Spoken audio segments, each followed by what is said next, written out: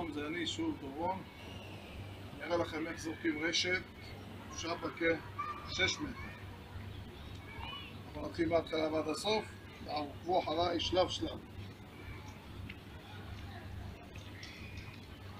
קודם כל בודק שהיא לא תישאר בצורה כזאת, לכן מסובב את זה כדי שתהיה ישר.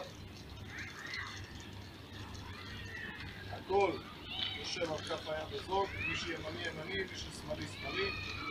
אנחנו עושים קיפול אחד, קיפול שני, בצורה כזאת.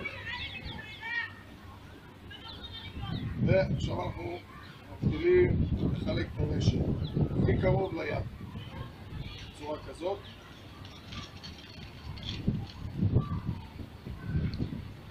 יש לנו בערך חצי חצי, תופסים את זה עם האגודל ועם האצבע בצורה כזאת, אחרי זה עם כל היד, תופסים בקו ישר פחות או יותר, תופסים את החבל בין שני העופרות מתחת לאגודל בצורה כזאת.